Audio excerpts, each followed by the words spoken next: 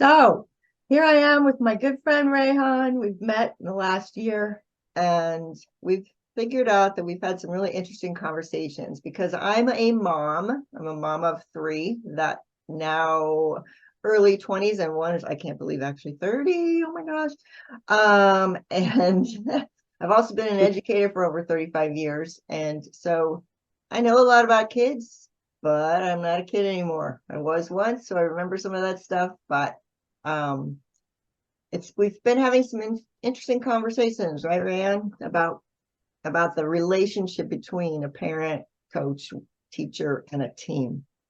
So what's just Yeah, about you?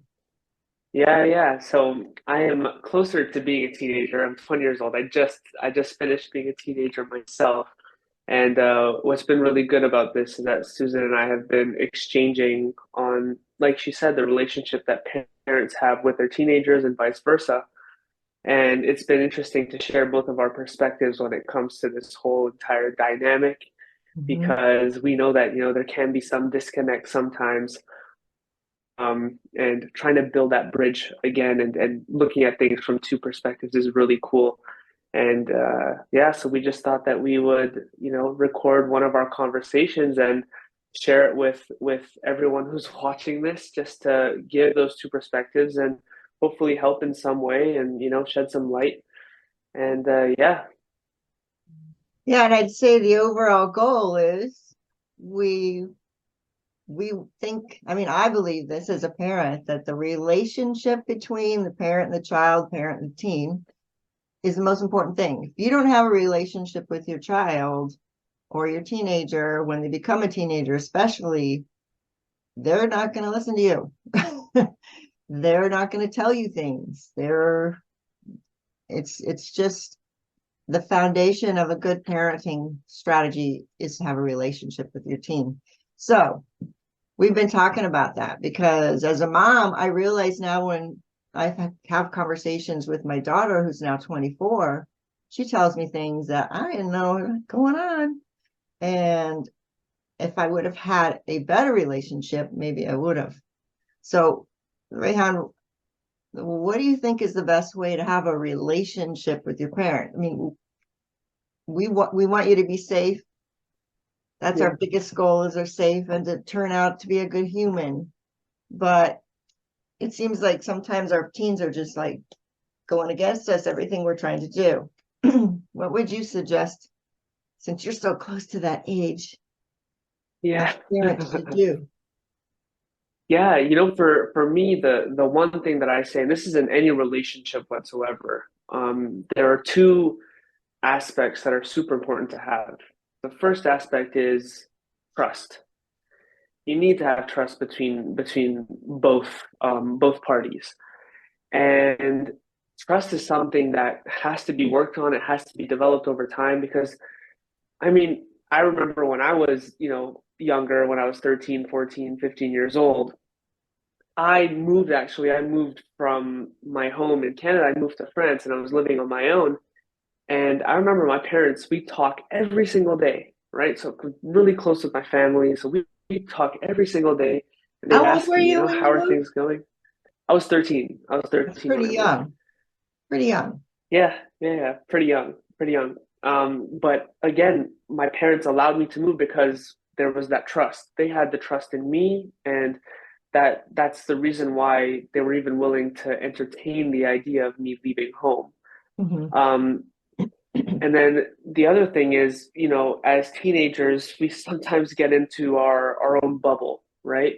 And which is why when I would talk to my parents on the phone and they'd ask me, "Okay, what's going on? How are you doing?" My answer would always be the same. Yeah, I'm all good. I'm all good.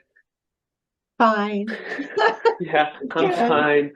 You know, Whereas, sometimes, yeah, I'd have bad days and sometimes things weren't going, the way I wanted them to go. And I just didn't want to necessarily share that with them. And that was because in my head, I kept telling myself, what's the point of sharing this with them if they're not going to understand, right? Mhm. If they're not going to really be able to put themselves in my shoes and Right. help me out in some way.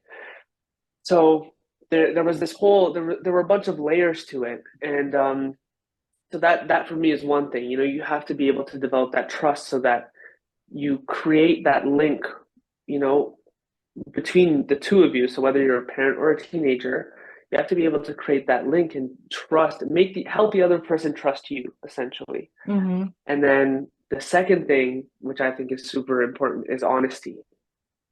Honesty is like it's the foundation of everything, whether it's honesty with yourself or honesty with others. And there's so many levels to this, but and you know, we might get into this more in depth later on. Yeah. But yeah, it's just if you're able to develop those two, trust and honesty, then you're really building a relationship on a really solid base and a really solid foundation. And you can say that about any type of relationship, whether it is with family, whether it's with friends, whether it is a romantic relationship, whatever relationship you're talking about, that is like those are the core values, you know, when it comes Mm-hmm. to a relationship. So the Yeah. same way you want to build it with your friends maybe or with other people, you want to do the same thing in this relationship as well. Mm-hmm. Yeah. Yeah. Yeah. Um, What about you? What about your from your perspective as a parent? Were there any times where you felt a really big disconnect from your kids when oh they yeah, were teenagers? most definitely. Yeah. There was a few times. Um, More so I would say with my daughter than my sons. My sons were pretty open. My first son, he's the perfect kid and he did everything right and all that. Um, Pretty above ground until he hit like that senior year thing, but he still didn't do much. I did find out later that my middle son was doing things I didn't know about, but my daughter was interesting because um, my middle son had very bad anxiety, especially in high school. I mean, to the point where he'd call me up and say, "I can't be here anymore. I can't stay at school. I'm freaking out." And he had a lot of anxiety over blood and some other things, but just thoughts going through. And I went and picked him up a lot and Mm, would bring him home because he couldn't function. And we got him yeah. counseling. I mean, he had a good psychologist and all that kind of stuff. And then I'm talking with my daughter just actually a couple of months ago, and we were saying, "Yeah, you remember all that anxiety that he had and all that?" She said, "Mom, I had it too." And I'm like, "What?" Mm, She goes, "But I didn't tell you because I figured I'm not as bad as he is." And so instead, I go, "But you didn't call me yeah. to pick you up." And she told me, she goes, "Well, I just didn't go." I'm like, "Oh, you didn't go to school." So I find this out now when she's 24. So, Yeah. if I would have maybe been more honest and open and more like, "I'm not going to punish you," or, "I just want to listen and help you," Hmm. she may have told me those things. Yeah. So that was one of the biggest things I found out where I really struggled. And it wasn't more Yeah. so much combative, it was that I just didn't even know. She didn't even bother to tell me. So, Yeah. That's a tricky one too because I do feel like as teenagers, well, it's also that teenage phase. Not only is it very formative years for humans, but it's also these are years of like self-discovery, you know? yeah, Every time in life is also about self-discovery, but teenage years are very crucial. It's a very crucial time. And I do think that, for many teenagers, it can be very lonely and they kind of like close into themselves and they don't feel like expressing what is going on. And sometimes they don't even understand it, yeah, I right? agree. So from a parent's point of view, I mean, I can only imagine how tough it can be sometimes to not know what's going on with your teenager, to know that there's something but not know what it is. Mm-hmm. Um, like, yeah, I can't even imagine because obviously I'm not a parent, but I can't, it's something that must be painful in many It ways. is, it is painful. And, as parents, we're trying to be there for them. And maybe we push a little too hard or we hold back too much because we're afraid we're gonna, I don't know, be too much to them. As a teen, what would you suggest for parents to get that trust and that honesty and get that connection in Hmm. relationship? I mean, we're wanting it so badly, but then we either come at it too hard or we come at it too little, and it doesn't work. So, what would you suggest? What do you feel like a teen is looking for and will listen to and trust Hmm. in a parent? It's a tricky one because I obviously all teenagers are different as Of well. course, yeah. Um, you know, I think one of the biggest things is to because it's different for everyone. I wouldn't be able to give an answer that's a one size fits all. But maybe when it comes to sort of where to start is to find out what your teen wants, Mm, right? It's as simple as that. Just find out what your teen wants because maybe, and this is valid, maybe they want to figure it out for themselves. yeah, Maybe they don't want, you to be involved all the time, yeah. right? Um, Instead of like, what are but you doing? I'm sorry, Maybe, I've lost connection here. oh, we can see you. Uh, Instead of like, what do you think you're doing? Oh, Or what is it you're doing? Instead of saying it like that, maybe saying, I see that something's off. Is there something you want to talk to me about? Or would that be a better way to approach it? yeah, I think giving them the power because for me, like as parents, there's a lot more experience and I would even say like maturity in some ways, Hmm. especially for parents. So giving the teen the option to then express themselves or not is super important, I think. Um, Awesome. Yeah. hey, yeah. Can you sorry, my thing's like freezing up a little bit now. Is it all good? Well, Can you hear me? yeah, we see the screen freezes, but your voice keeps going, so it's good. Okay, as long as you can hear We me. can hear you.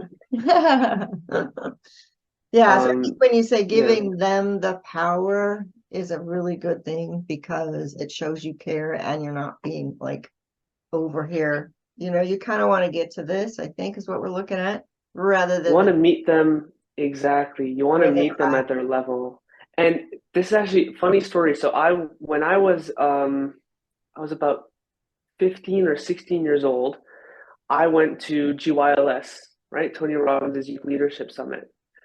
I just And happen to be I'm going to be mentoring that in another month. That's yeah, really a really soon, great really, really program. soon. Tell Yeah, us about awesome it. program, life-changing program for me. Yes. And so I went once as an ambassador for the first time, and then I went back the second time as an alumni. And on the first day, when I'd gone back as an alumni, they asked all of us, all the alumni, like, what is it that we can do to help the new ambassadors who are just joining this program? What can we do to help them experience, GYLS to the fullest? And I learned something that day because I remember saying, I said, you know what we should do? It's almost like we know what it's like. We know the experience, we know the impact. So what we need to do is we have to go down to their level. And then someone corrected me and said, it's not about going down to their level, it's about meeting them at their level. And there's a Yeah. difference there because when you're saying that I made this mistake and when I was told, I was like, wow, that's so true. Like my bad. I was like, yeah, sorry. But it's so true when you say that you want to go down to someone's level, you're already positioning yourself as higher or better. Yeah. But if you position yourself as meeting someone at their level, then you're acknowledging that no one's better, no one's worse. It's just about meeting each other at the same spot at Mhm. the right point. So Yeah. Perfect. Yeah, yeah. totally. How old were you when you did that? You went to GYLS at what age? So this was in, okay, I think I went for the first time in 2017. So I was 15 and then 16 years old. So Okay. 15 and 16. So yeah, And so, not that we're promoting GYLS, but we are. I mean, it's a great program. we, Uh, when you went to GYLS the first time, I think you told me you were really shy. Is that right? Yeah. sorry, can you repeat that? When you went to GYLS the first time when you were 15, you were really shy, I Hmm. think is what you told me. Oh So, yeah. uh, Yeah. and Look at you Yeah, now. I was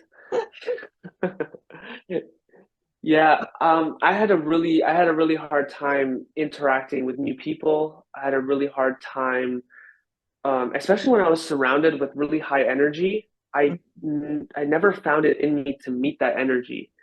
And I remember on the first day, it was the same thing. I didn't know what to do. I felt completely out of place. My sister was actually at the event with me as an alumni because she had done it a few years before. Mm-hmm. And I remember her coming to me and she was like, "Are you okay? Like, are you doing okay?" Because she could see that I was just like not in my element. I wasn't having a good time. And then the next day, like just like a light switch, something just happened and Yeah. boom, like I was able to like find that wave and it unlocked something inside of me that was hiding. It was there, it was part of me, but I just hadn't tapped into it yet. And yeah, it was quite an experience for sure. And what was the tipping Yeah. point? I mean, I think, what was that tipping point that took you like that from here to there? So it's so hard to it's hard for me to even explain like how it all happened, but I just remember essentially we were split into teams Mm-hmm. and each team had to come up with like a chant, right? Yeah. And I remember my team, this is kind of cheesy, but our team's name was Love Wins.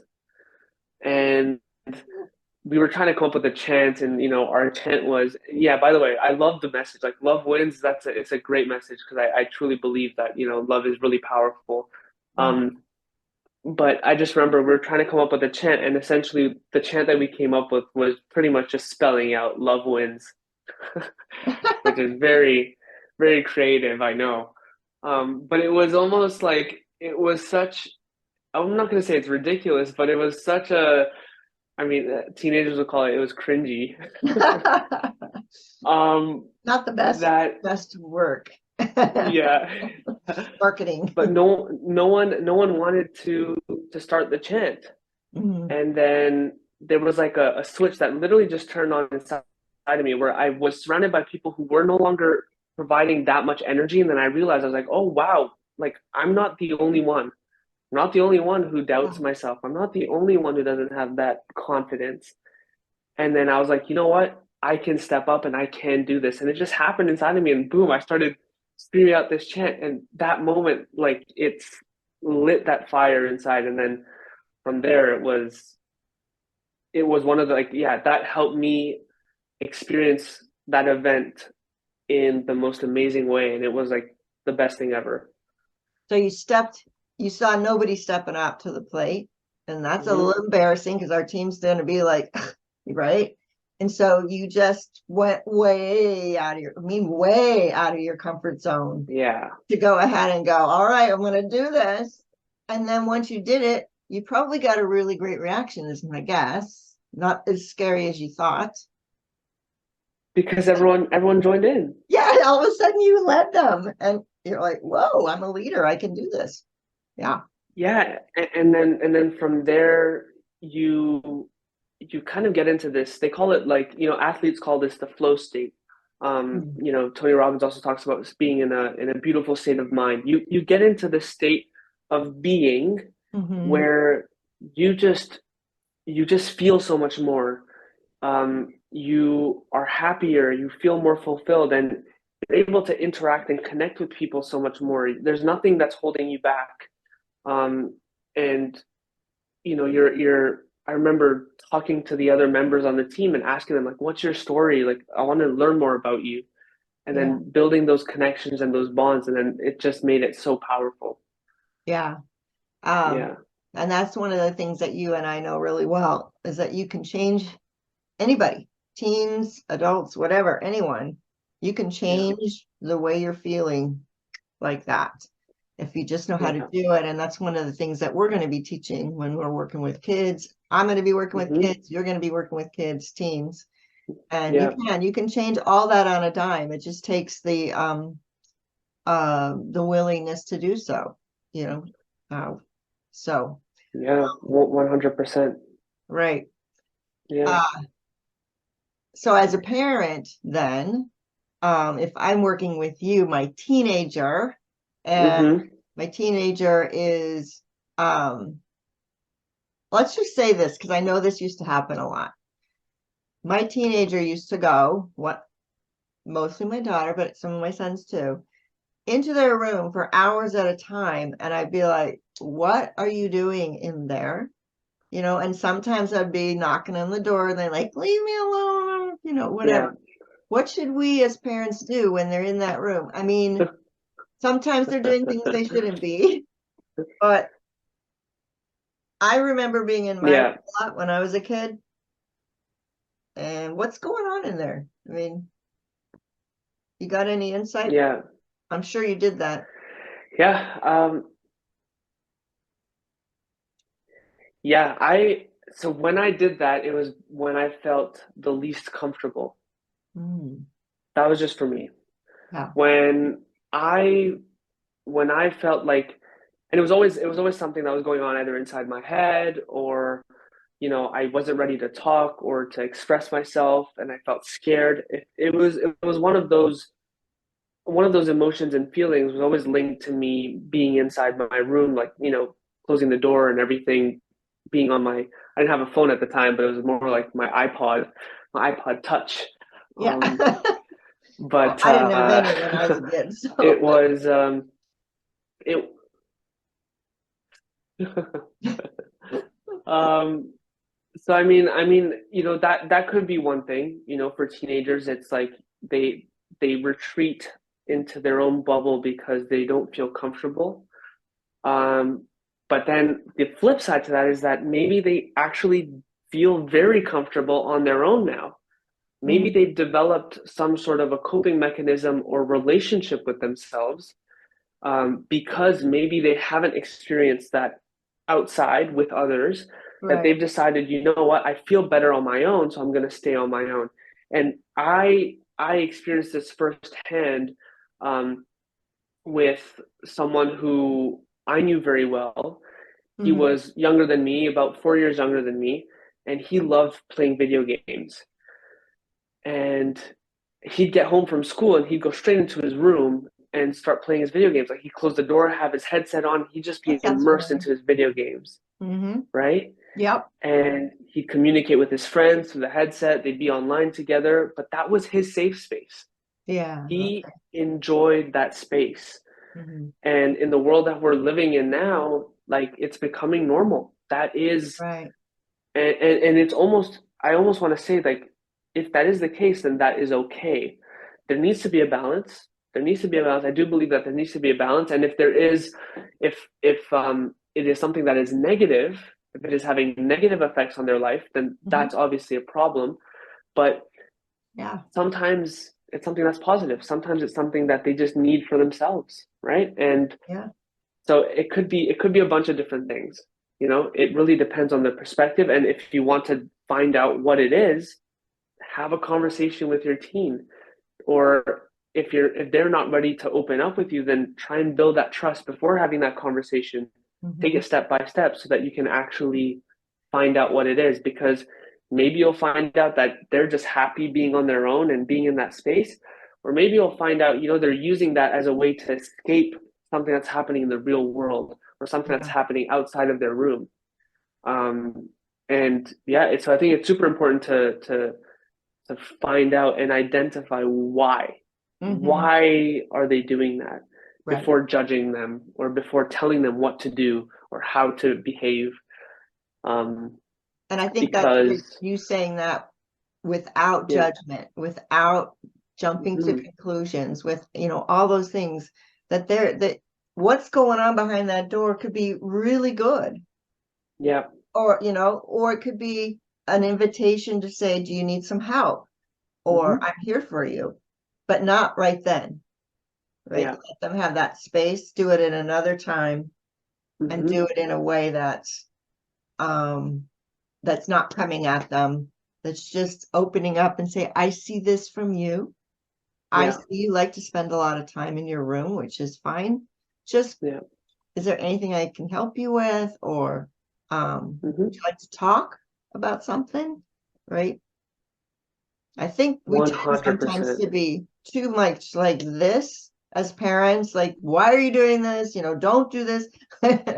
I was talking to somebody and they said, what did they said?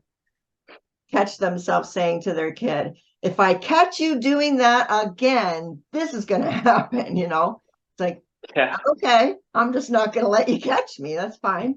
We have to be Yeah. careful what we say. So Yeah. again, that's the where we pull back. So Yeah. I know that you got to get going pretty soon, but this has been a really great beginning of a conversation that I think we should continue. When you mentioned the video game thing, I think that's Yeah. video games are a huge thing for parents and what to do. I think we could talk more about that and so many other topics. So this is really exciting. I'm excited to get this started with you, Rehan, and I think we can serve a lot of people this way too. For sure. Yeah. So Yeah.